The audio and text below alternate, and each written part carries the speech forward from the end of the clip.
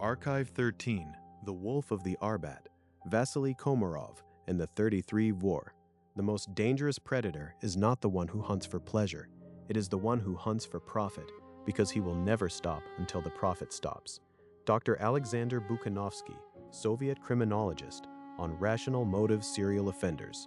Introduction. The body lay face down in a Moscow alley off the Arbat, coat missing, pockets turned out. The cold had done its work, the kind of cold that turns a man's breath to smoke and his blood to something slower and darker than it should be. Snow had already started to cover the stain beneath him. A militiaman struck a match, cupped the flame against the wind, and leaned close. The marks on the neck told him everything and nothing at once. No wallet, no papers, no name. Just another man who had gone out for a drink and not come home. Moscow in 1923 was a city of gaps. Gaps in the bread lines, gaps in the record books, gaps in the rows of men who had once stood shoulder to shoulder in markets and now simply were not there anymore. In a city rebuilt on scarcity, one man had discovered that scarcity was its own kind of cover. Vasily Ivanovich Komarov killed at least 33 men between 1921 and 1923. He did it in the capital of the world's first socialist state. He did it in broad daylight, at busy markets, in the shadow of the new order. He did it while naders nodded to him on the stairs. He did it because no one was counting. This case is not a relic. It is a blueprint for how predators find their cover in the cracks of collapsing systems, for how victims become statistics before they become names, and for what happens when a city is too hungry and too exhausted to notice that something is hunting inside it. The 33 men Komarov killed each had a name. Most of those names were never recovered. That is where this story begins. Chapter 1, The World Before. Moscow in 1921 smelled of boiled cabbage, coal smoke, and wet wool that never quite dried. The Civil War had officially ended, but the city had not received the news in any meaningful way. Trams ran irregularly, their iron wheels grinding against tracks that hadn't been properly maintained since 1916. Bread was rationed. Fuel was rationed. Hope, if it existed at all, was rationed in the smallest possible denominations. Men who had once owned shops, run warehouses, or managed modest enterprises now stood on street corners trading matches for kerosene, kerosene for bread, bread for something else they needed more. The new economic policy, Lenin's reluctant concession to capitalism, had created a strange new species, the NEP man, the small-time trader who operated in the gray space between the old world and the new. Markets like the Sakharovka had exploded back into life, chaotic and desperate and vast. Thousands of people moving through stalls heaped with salvaged goods, second-hand boots, candles, tobacco, spirits of doubtful origin. It was the perfect environment for a man who asked no questions and answered fewer. Vasily Ivanovich Komarov was 36 years old, broad through the shoulders, quiet in the way that certain men are quiet, not because they have nothing to say, but because they have learned that silence serves better than speech. He had fought in the Tsarist army, survived the front in the Great War, and returned to a city that no longer recognized either the old trades or the men who had done them. He worked as a horse dealer and occasional fixer, moving between the city's outdoor markets with the ease of a man who understood that everyone in 1921 Moscow was looking for something they couldn't quite afford. Neighbors remembered him as steady, unremarkable. He kept his own counsel and paid his rent. The archives are silent on exactly when the idea first formed, but the conditions for it, the transience, the anonymity, the hunger, the broken record-keeping, the sheer volume of men moving through Moscow without anyone tracking their movement, those conditions had been building for years. All they needed was one man willing to use them. Fact. During the famine years of 1921 to 1922, Moscow's militia recorded over 4,000 missing persons reports. Fewer than 60% were ever resolved. The administrative collapse of the Civil War period had left centralized record-keeping in ruins, meaning that a man could disappear from the Sakharovka market on a Tuesday and not be missed by any official body for weeks. Myth versus reality. Myth.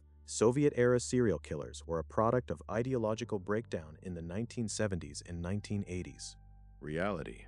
The earliest documented Soviet serial homicides occurred during the revolutionary and NEP periods, when administrative chaos, population displacement, and the near-total collapse of civil documentation created conditions that forensic historians now recognize as structurally enabling for predatory offenders.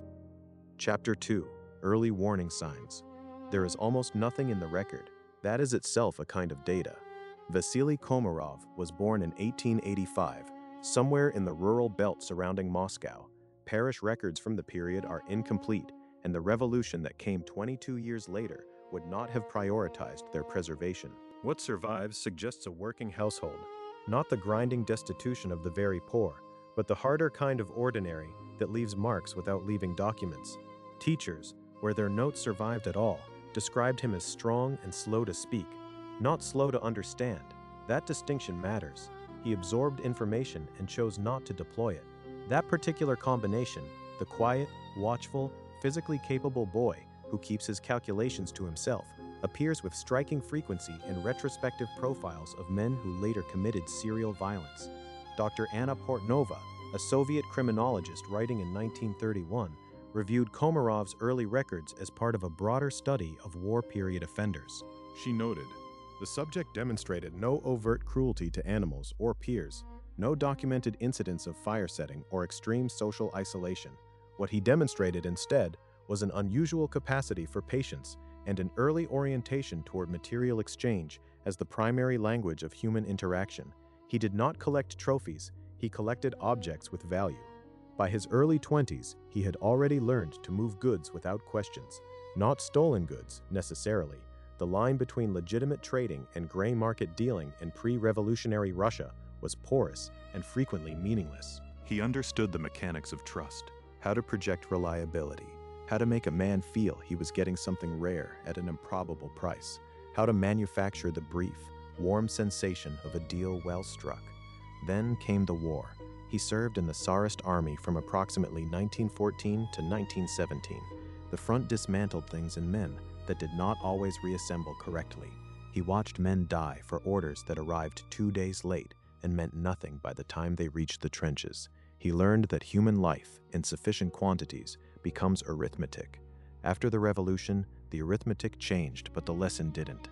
He watched the same men who had starved on the front now starve in a different way, in bread lines, in the slow, bureaucratic humiliation of the new state, in the markets where yesterday's factory owner sold his wife's earrings for a bag of millet. And he watched, too, the new class of operators who understood that the transition period was a vacuum, and that vacuums get filled. The pattern that would later appear in his murders, the patient selection of isolated men, the manufactured trust, the offer of something scarce, the decisive act, had its grammar in those years. No one called it a warning. No one was looking. Fact. Forensic psychologist Robert Hare's research on psychopathy, though developed decades later, identifies instrumental violence, violence used as a tool to achieve practical goals rather than as an expression of rage or compulsion, as one of the most dangerous and difficult to detect profiles. Komarov's case, reviewed by later criminologists, is a near textbook example of this typology. Chapter 3. The First Crime. Late autumn, 1921. The Sukharevka market smelled of horse dung and cheap tobacco, and the particular metallic cold of a Moscow November. His name was Ivan Alexeyevich Morozov. He was 41 years old. He had come to Moscow from Ryazan 3 weeks earlier, looking for work in the horse trade, the same trade Komarov used as his cover and his hunting ground. Morozov was the kind of man the city was full of in 1921. Displaced, practical, not quite desperate, but close enough to it that a good offer would turn his head. He had a wife back in Ryazan. Her name was Daria. She would spend the next 4 months going to the Sukharevka every week, asking the same stallholders the same questions, getting the same slow shake of the head, name and details reconstructed from trial records and militia missing persons files, 1923. Komarov met him near the eastern edge of the market on a morning when frost had turned the mud to iron. He offered cheap spirits. "Good price," he said. "Better than you'll find here. Come and look." They walked together. The route took them away from the main stalls, through a series of narrower passages between derelict buildings, toward a warehouse on the city's outskirts that Komarov had already identified. Empty, unremarkable, far enough from foot traffic that sound did not carry far. Ivan Morozov was found 3 days later. He had been strangled with a leather strap. The marks on his neck were deep and methodical, not frantic, not the result of rage or struggle poorly managed. They were the marks of a man who had done the calculation and executed it. His coat was gone, his boots were gone, whatever money he had carried was gone. A militiaman filed a report describing it as a probable robbery killing. He was not wrong, technically, but he was looking at a transaction, not a crime of passion. He was looking at the opening entry in an account book that would run for 2 more years and 32 more names. No one yet saw the beginning of a sequence. The city was full of dead men that year. The famine of 1921 to 1922 would kill between 1 and 5 million people across Soviet Russia. Moscow's morgues processed bodies with the grim efficiency of a system that had learned to treat death as an administrative problem rather than a human one. An unidentified male found strangled in a warehouse on the outskirts was, in that context, not a priority. He was a line in a ledger. Investigators at the time were not negligent. They were overwhelmed, and Komarov knew it. That is perhaps the most chilling detail in the entire case, not the violence itself, but the accuracy of his read. He had assessed the system, its gaps, its overload, its failure to cross-reference, and he had concluded, correctly, that it could absorb what he was doing without noticing. He was not operating in spite of the chaos, he was operating because of it. Dr. Nikolai Zhukov, a forensic psychiatrist who later reviewed the interrogation transcripts for the Soviet Criminology Review in 1928, wrote, "Komarov did not kill in darkness and hide the evidence because he feared detection. He killed in the open city and disposed minimally because he understood that the volume of the city's grief would swallow his contribution whole. This is not the psychology of the hunted. It is the psychology of a man who has correctly identified himself as invisible." He walked back through the market. He sold the coat the following Tuesday. The fact: the Soviet famine of 1921 to 1922, triggered by drought and the destruction of the Civil War, killed an estimated 1 to 5 million people. In Moscow specifically, the combination of food shortages, massive population displacement, and near-total collapse of civil documentation created what later historians described as a forensic vacuum, a period in which the normal mechanisms for tracking, identifying, and investigating suspicious deaths were effectively non-functional. Myth versus reality. Myth: the first victim of a serial killer is typically the most impulsive and therefore the most traceable. Reality: in profit-motivated serial homicides, the first killing is often the most carefully selected, the offender choosing a victim whose disappearance is least likely to trigger investigation.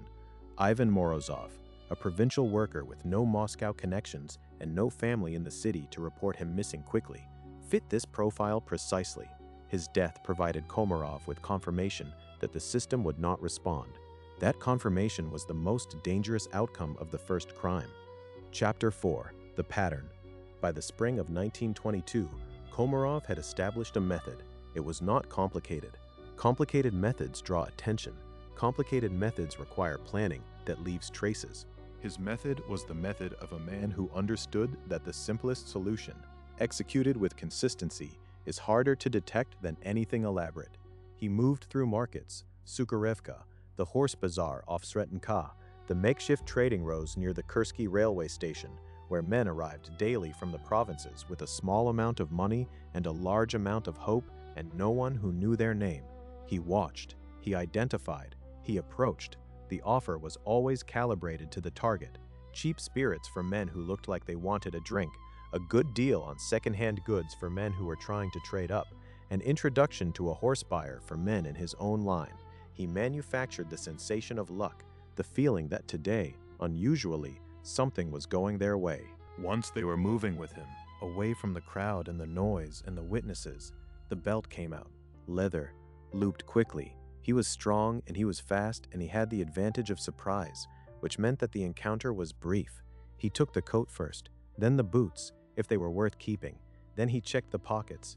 Everything of value went into his bag. The body went where it fell, or was moved to water if water was accessible. The Moskva River, in winter, is black and very cold, and does not give back what it takes easily. Escalation came not in method, but in volume. By early 1923, bodies were appearing every few weeks. The signature remained consistent across all of them. Ligature marks from a strap or rope. No signs of sexual interference. No evidence of torture beyond the act of killing itself. Stripped of clothing and valuables. No trophies taken in the psychological sense, only goods with resale value. The violence was not an end, it was a means. This is the detail that made Komarov so difficult to identify in the moment. He presented no escalating signature, no increasing brutality, no compulsive elaboration. He was not getting worse in the way that investigators had been trained, even in the limited way that 1920s Soviet militia had been trained to expect from a repeat killer. He was getting more efficient. Modern forensic analysis of serial homicide patterns distinguishes between organized and disorganized offenders. Komarov's consistent methodology, victim selection process, and lack of escalating violence place him firmly in the organized category, a profile associated with higher victim counts and longer periods before detection, precisely because the crimes resist the pattern recognition investigators rely on. Myth versus reality. Myth. Serial killers inevitably escalate in violence over time, making their crimes progressively more visible. Reality. Profit-motivated or instrumental serial offenders frequently maintain consistent, low-signature methods for exactly as long as the method is working. Escalation in this profile is measured in frequency, not ferocity. Komarov's case, 33 victims in approximately 2 years with near-identical methodology throughout, is a documented example of this phenomenon. Chapter 5. The Victims. They deserve more than this chapter can give them. Most of their names are gone. The archives of the Moscow Criminal Investigation Department preserve partial records, initials, physical descriptions, the contents of pockets that were not entirely empty. What follows is assembled from those fragments, from trial testimony, from the militia missing persons files that Komarov's arrest finally caused investigators to review. Each of these men had a life, a reason for being in Moscow, someone who waited for them. Ivan Alexeyevich Morozov, 41, name reconstructed from trial records. Horse trader from Ryazan, came to Moscow looking for work in the autumn of 1921. His wife Daria went to the Sukharevka every week for 4 months asking after him. She eventually stopped, not because she had answers, but because she had run out of money for the train fare. Pavel Semyonovich Ryabov, 38, name reconstructed from militia records, carried a small photograph in his breast pocket. The photograph showed a girl of approximately 6 or 7 years old, standing in front of what appears to be a wooden fence in a village setting. The back of the photograph reads, in pencil, Natasha, 1920. He had been saving to bring her to Moscow from the provinces. He was found in the Moskva River in the spring of 1922. The photograph was still in the pocket of his remaining shirt. The coat was gone. Grigory Ilyich Volkov, 52. Name reconstructed from trial records. Former clerk. Had been working the markets since his office closed in the reorganizations of 1920. His daughter filed the missing persons report. It was assigned a case number and not followed up. The case number appears in the 1923 review file. Nikolai Petrovich Suslov, 29. Name reconstructed from witness testimony at trial. Young.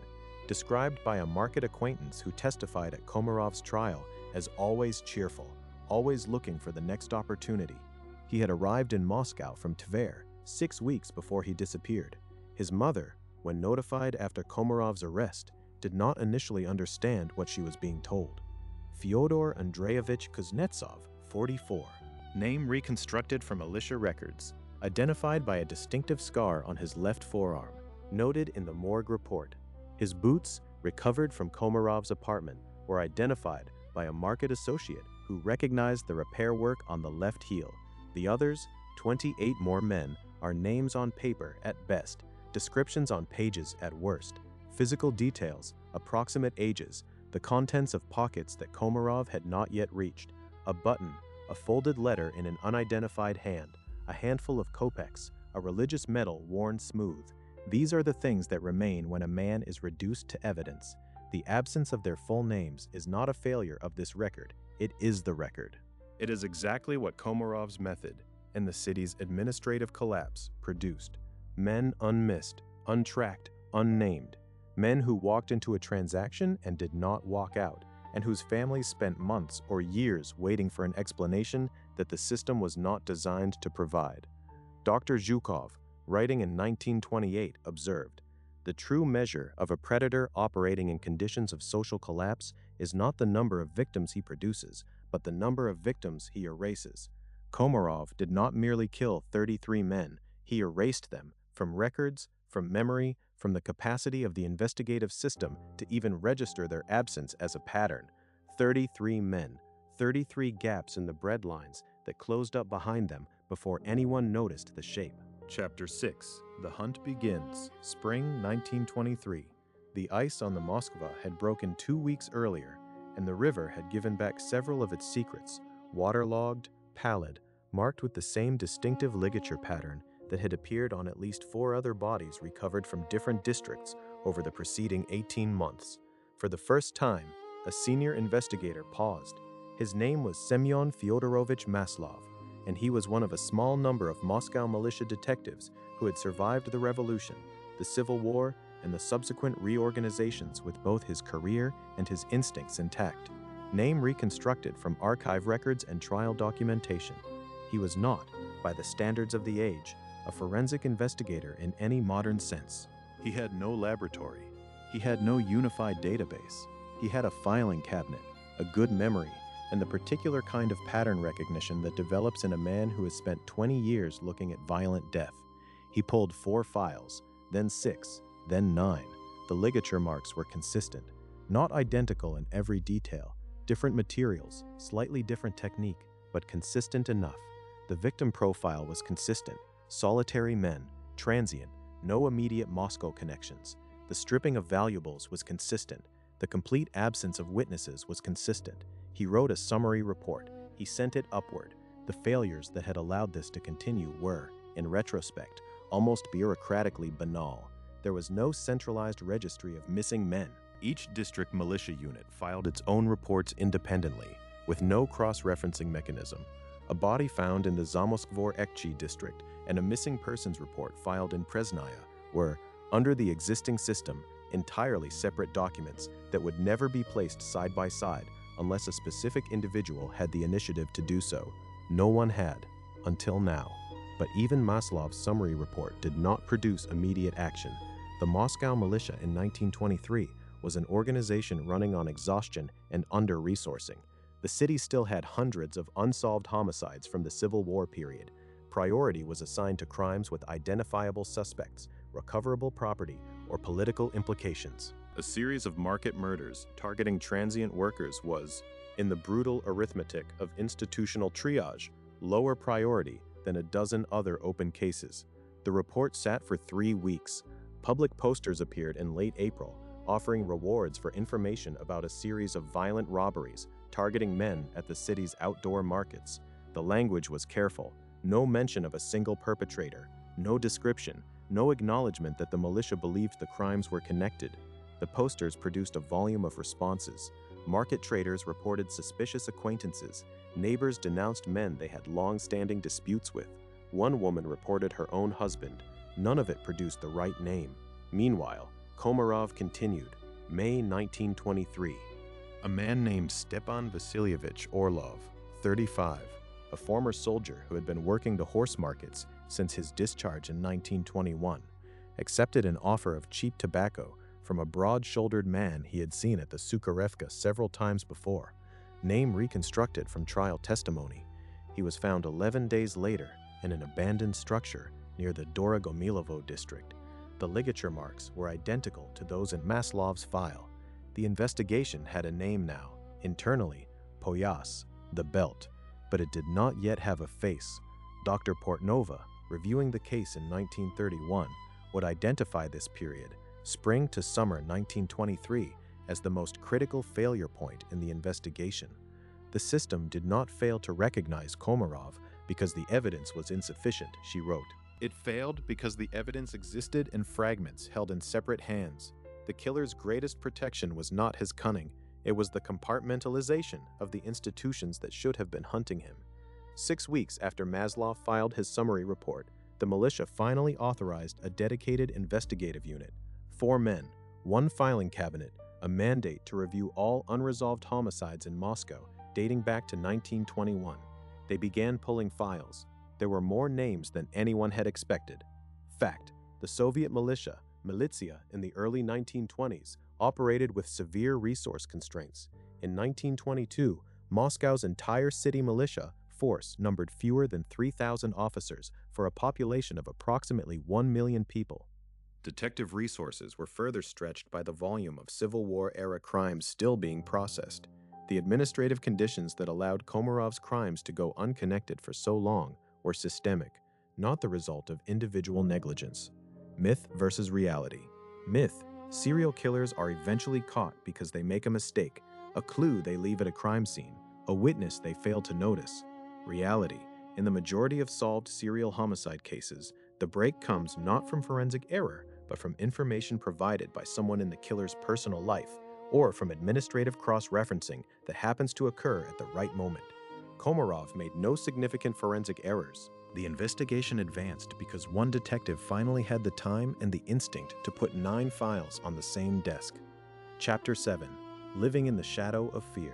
Markets emptied earlier in the evenings. The change was gradual, then unmistakable. Men who had previously lingered at the Sukharevka until the light gave out, bargaining, trading, picking up work, began leaving by mid-afternoon. The walk home from a late deal no longer felt routine. It felt like a calculation. Women stopped walking alone after dark. Men stopped accepting drinks from strangers or started hesitating before they did. That small extra beat of assessment before saying yes, that is the behavioral residue of a community that has learned something is wrong without knowing exactly what. Rumors moved through the market stalls with the particular speed of information in places where people have no official source. The killer was a former Chekist, people said, a secret police operative running a private operation. No, he was a white officer in disguise, liquidating former comrades. No, he was a German, or a criminal syndicate, or a supernatural force connected to the old world that the revolution had not fully put down. The rumors shared one characteristic: they looked for the killers somewhere outside the ordinary, somewhere that made the violence comprehensible, connected to politics, to history, to forces larger than a man with a belt and a bag. No one suggested it was the quiet horse dealer who had a stall near the east entrance. This is not stupidity. This is how communities process the unprocessable.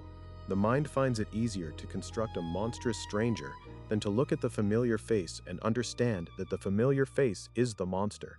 Criminologists call it the normality halo, the protective assumption extended to everyone we have already categorized as ordinary, that the ordinary cannot contain the extraordinary. Komarov had lived inside the normality halo for 2 years. Families of the missing waited in a particular kind of silence, not the silence of acceptance, but the silence of bureaucratic endlessness, the forms filed and not answered, the questions asked at the militia desk and deflected, the daily recalibration of hope downward. Some of the wives of Komarov's victims went to the markets and looked. They stood at the stalls where their husbands had been last seen, and they described him to strangers who shrugged and turned away. They were looking at the right places. They were looking at the wrong people. Moscow itself felt it, even without language for what it was feeling. The city had survived war, revolution, civil war, famine, and reorganization, and it had developed a particular urban stoicism, a capacity to absorb loss and continue. But there is a difference between the loss that comes from historical forces and the loss that comes from a deliberate act. The city could not name the difference.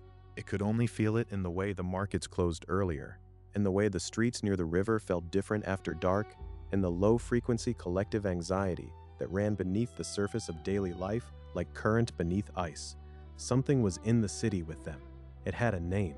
It had a stall at the Sukharevka. It drank tea in the mornings and paid its rent. And for 6 more weeks in the summer of 1923, it continued to work. He was not a monster in the way that word is usually meant. That is the most important and most uncomfortable fact in this case. Later Soviet criminologists, reviewing Komarov's interrogation transcripts and behavioral record, described him as a product of his circumstances, not in the exculpatory sense, but in the precise clinical sense. The war had taught him that human life was negotiable. The revolution had taught him that systems were unstable and rules were provisional. The economic collapse had taught him that the men moving through Moscow's markets were largely invisible to the institutions that should have been watching over them. He had not constructed an ideology to justify his actions. He had not developed a compulsion he could not control. He had performed a calculation, arrived at a result, and acted on it. Nikolai Zhukov, writing in the Soviet Criminology Review in 1928, identified Komarov as one of the earliest documented examples of what he termed instrumental serial homicide, killing as a rational economic strategy rather than as the expression of psychological compulsion or ideological motive. The subject experienced no discernible escalation of psychological need, Zhukov wrote.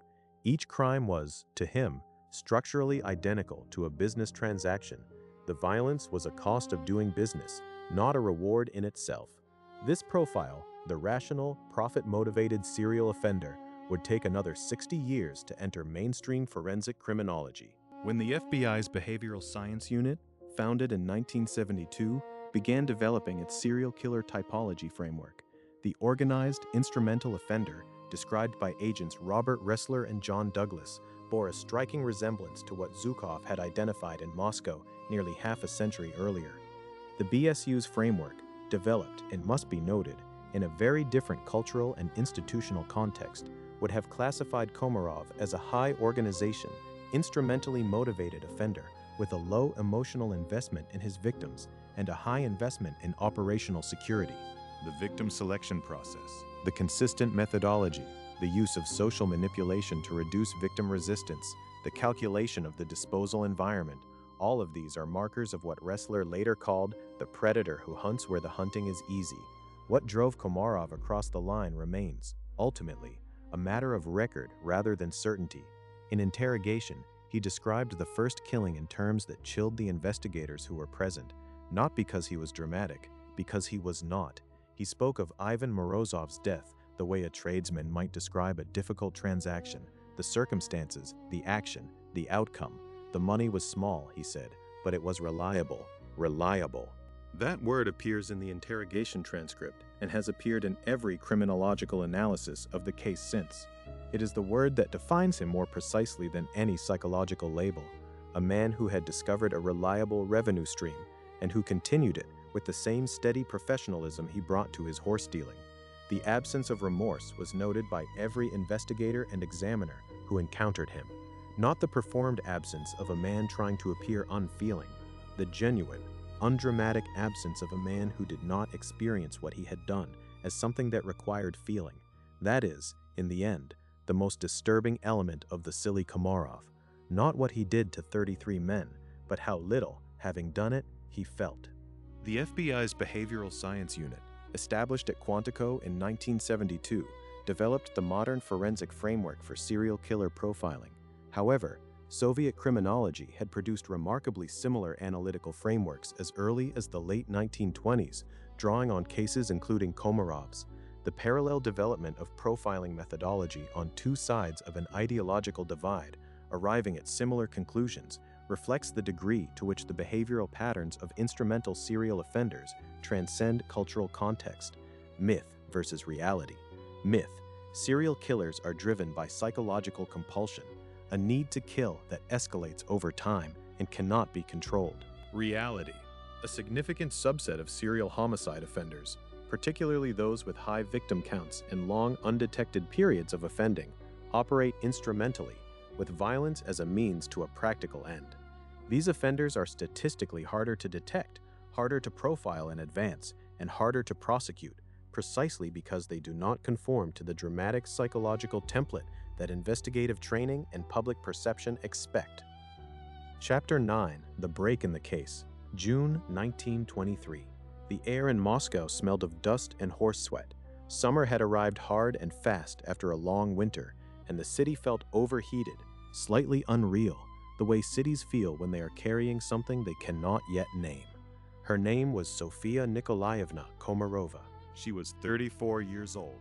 She had been Vasily Komarov's wife for 9 years. She knew, by the summer of 1923, exactly what her husband was. She had known for some time, name reconstructed from trial records and militia interview documentation.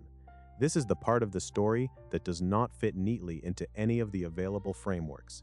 She was not an innocent bystander who stumbled onto evidence. She was a woman who had lived with it, who had seen the coats appear and disappear, who had watched her husband count money that had no traceable source, who had navigated the strange domestic geography of a household built on violence and managed it day by day with the particular survival intelligence of someone who understood that asking too many questions was dangerous. But something changed in June 1923. Later accounts differ on the specific trigger. What the record confirms is this: Sofia Komarova presented herself at a Moscow militia station on the morning of June 18th and gave them her husband's name. The detective who received her, Maslov's junior colleague, a man named Dmitry Alexeyevich Fomin, later described the interview in his incident report, name reconstructed from militia records. She was, he wrote, calm in a manner that suggested she had been rehearsing this for some time. She told him where Vasily was likely to be found. She told him what to look for at the apartment. She told him the names of 2 market associates who could confirm his movements. She did not explain why she had waited. Some accounts suggest she had finally become afraid for her own safety, that a man who had killed 33 times for money was a man who could recalculate at any moment, and that the calculation had begun to turn in a direction she recognized. Others suggest a more prosaic trigger, a specific incident, a specific threat, a specific night that crossed a line she had privately drawn. The record does not say, and perhaps it does not need to. What matters is that she came. Fomin sent word to Maslov. Maslov sent 2 teams. The first team found Komarov at the Sukharevka market, as Sofia had predicted. He was standing at his usual position near the east entrance. He was speaking with another man, a provincial-looking individual in a good coat, who was examining something Komarov was showing him. Later, the provincial man would not be able to fully articulate why he had decided, at that particular moment, to step back and say he needed to think about it. He could not explain the instinct that made him put distance between himself and the transaction. He was, by any reasonable assessment, 1 hour from becoming the 34th. Komarov looked up as the militia team approached. He did not run. He did not reach for anything.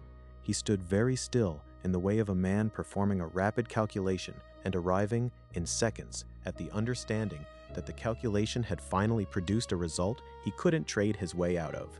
He put his hands out. The second team went to the apartment on Shabolovka Street. What they found there, in an unremarkable back room on the 2nd floor, was the physical archive of 2 years of murder.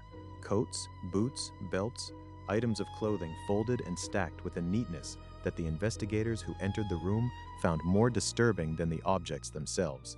Blood-stained materials, a leather strap, sections of rope that Komarov had apparently kept rather than discarded, a quantity of cash, and a collection of small objects, buttons, a tobacco pouch, a religious medal, a folded letter in an unidentified hand that appeared to have no resale value whatsoever. The investigators noted the small objects in their report without comment. Later criminologists would note them at length, the one detail in an otherwise entirely instrumental case that did not fit the instrumental profile. Komarov had kept no trophies, except these. What they meant to him, he never said. Maslov arrived at the apartment 20 minutes after the first team. He stood in the doorway of the back room and looked at the neatly folded coats. He counted them. He stopped counting when he reached 30. He stood there for a while after that. The blood-stained leather strap matched the ligature marks documented in every case in Maslov's file.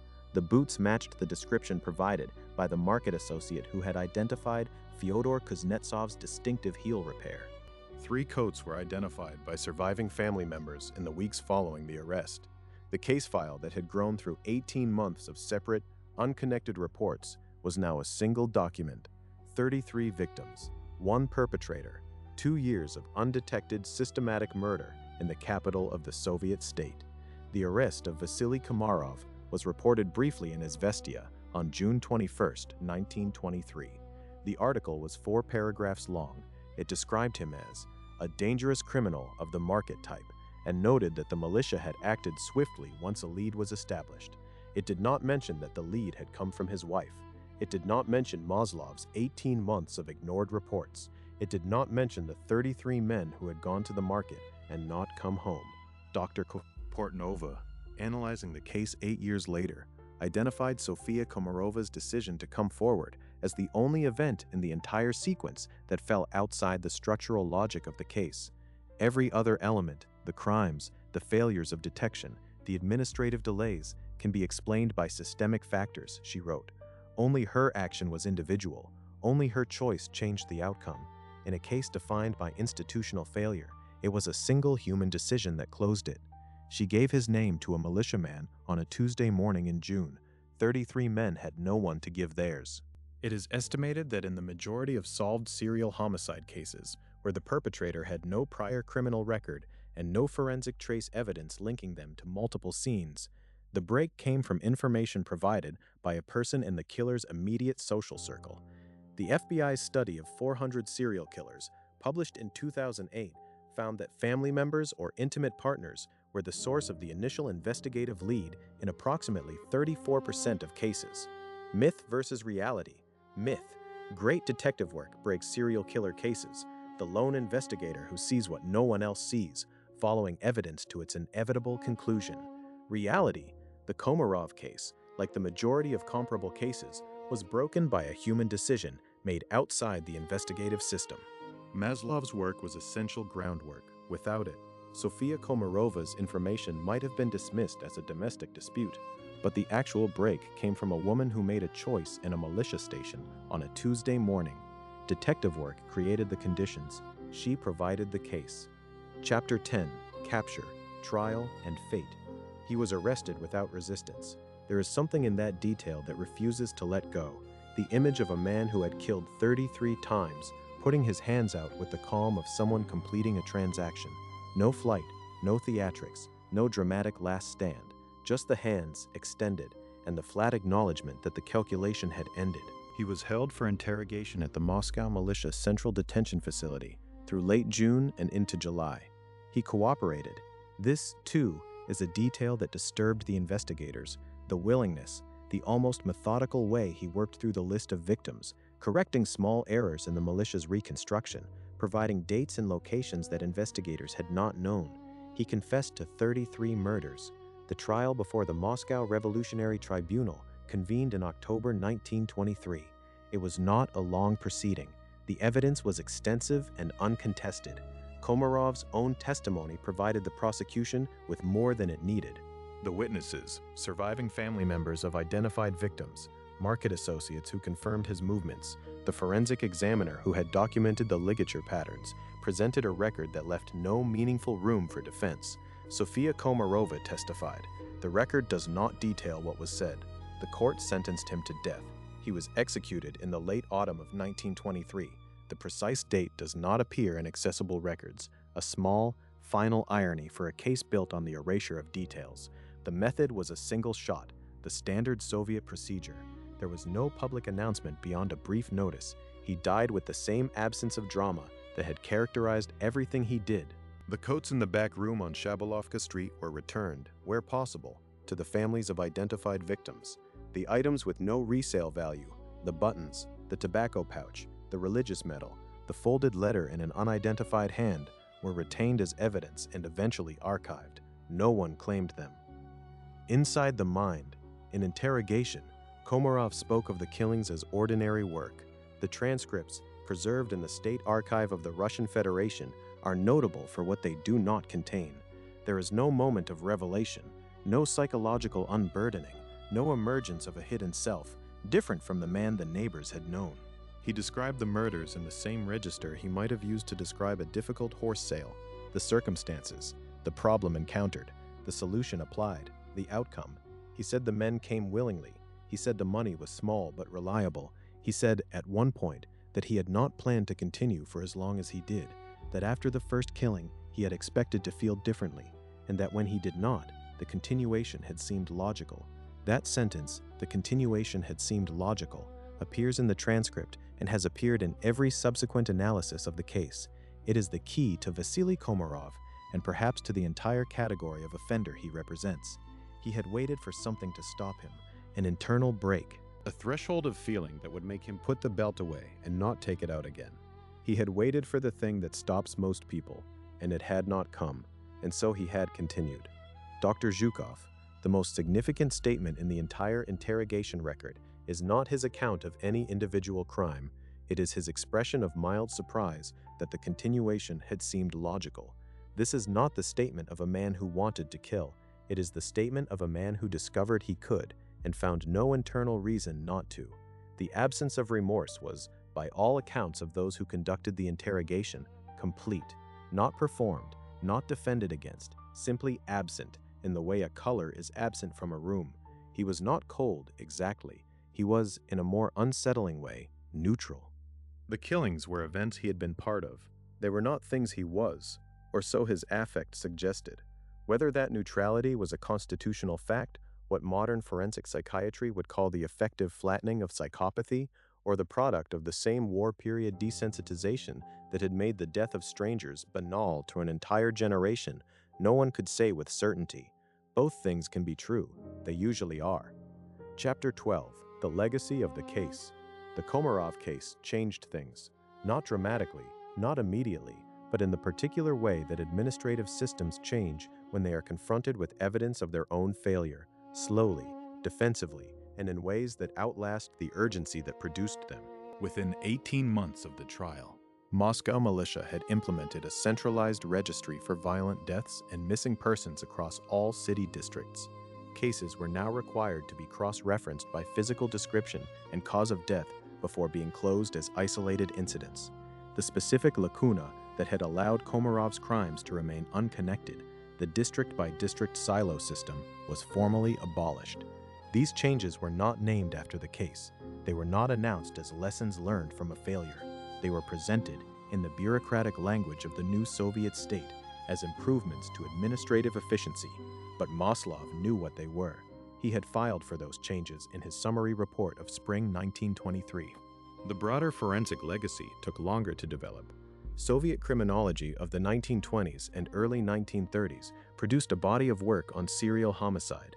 Zhukov, Portnova, and several colleagues at the Moscow Forensic Institute that was sophisticated, methodologically careful, and largely unknown outside Soviet borders.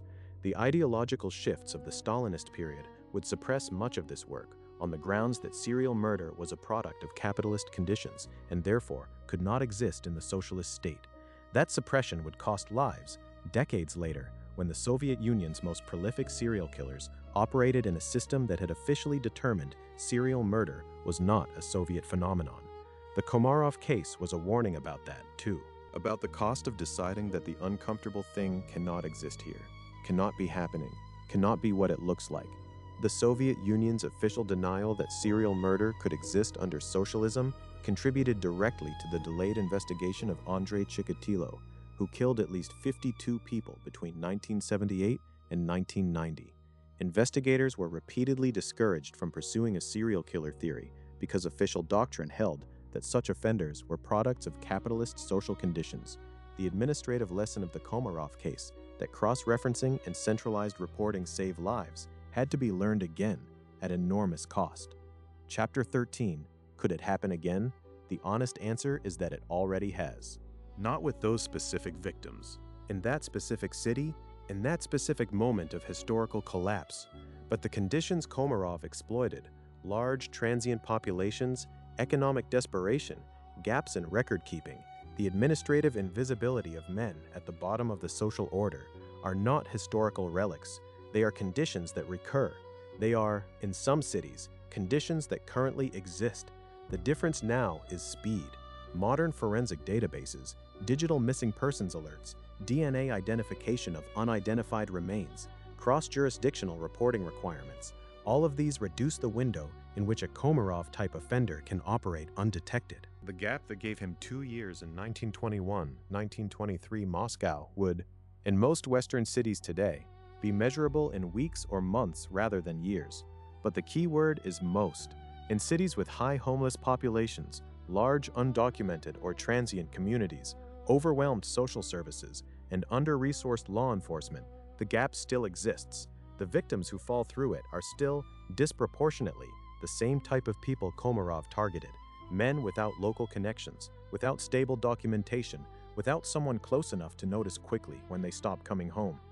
The warning signs remain constant across every case I have studied, wrote FBI profiler Robert Ressler in his 1992 analysis of instrumental serial offenders. Repeated offers that seem too good. Men who vanish without trace. Bodies found stripped of identification. And, consistently, a system that is processing each data point individually, in isolation, without ever standing back to look at the shape the points make together. The shape, that is what Maslow finally saw on a Tuesday in spring 1923 when he put 9 files on the same desk and looked at them as a single thing rather than 9 separate things. The shape was the pattern. The pattern was the killer. The killer was the quiet horse dealer at the east entrance of the Sukharevka, standing in plain sight for 2 years while the city moved around him. He was ordinary. That was the point. That has always been the point. The most dangerous men are not the ones who look wrong. They are the ones who look exactly right. Conclusion: 33 men. Most of their names are gone. The archives give us initials, physical descriptions, the contents of pockets that were not entirely empty. They were horse traders and former clerks, and young men from the provinces with photographs in their breast pockets, and plans that had nothing to do with dying in a Moscow warehouse. They were ordinary. That was their only crime. They walked into a transaction with a man who had correctly assessed that the city was not watching, that the system was not counting, that their absence would be absorbed without question into the vast, ongoing loss of a city that had been losing people for years. Vasily Komarov was executed in the autumn of 1923. Justice was delivered according to the procedures of the time, in the particular Soviet way, quickly, without ceremony, without the dramatic catharsis that these stories are supposed to produce. The coats in the back room on Shabolovka Street were returned to the families of identified victims. The ones that no one claimed are still listed in the archive. The administrative reforms Komarov's case prompted outlasted the decade. The criminological work his case inspired was suppressed and forgotten and had to be rediscovered at great cost. The names of most of his victims were never fully recovered. And Sofia Komarova, the woman who walked into a militia station on a Tuesday morning and changed the outcome, is mentioned in 4 lines of the official record and then disappears from the archive entirely. She deserves more than 4 lines. They all do. The case file of Vasily Komarov is held in the State Archive of the Russian Federation, Moscow. Access is restricted. Sources and references: 1. Moscow Criminal Investigation Department, 1923. Case file number 4821. Homicides attributed to V.I. Komarov, 1921 to 1923. Archive of the Moscow City Police, State Archive of the Russian Federation, GER AFR. 2. Soviet Ministry of Internal Affairs, 1924. Summary Report on Serial Homicides in the RSFSR, 1917 to 1923. Moscow, NKVD Internal Publications Division. 3. Prozorov, V.I. 1925. Ligature strangulation cases in urban settings. A forensic survey. Journal of Forensic Medicine, S.U. Debno Medicynskaya Ekspertiza, 2/1/14/29. 4. Tagantsev, N.S., 1924. Criminal Law in the NEP Period. Petrograd University Press. 5. Komarov, V.I. Interrogation transcripts. June-July 1923. Preserved in the State Archive of the Russian Federation, Moscow, Fond R1005. 6. Moscow Militia Daily Bulletin, 1923. Entries on unidentified male bodies recovered from city districts in the Moskva River, January-June 1923. Moscow City Police Archive. 7. Kony, A.F. 1926. Selected Works on Criminal Procedure, Leningrad, State Legal Publishing House. 8. Central Statistical Administration of the USSR, 1923. Mortality and missing persons data from Moscow Gubernia, 1921-1923. Moscow, TSSU Publications. 9. Moscow Revolutionary Tribunal, 1923. Trial Transcript, People v. Komarov, October 1923. Garf, Fond A353. 10. Shchukin, E.M., 1927.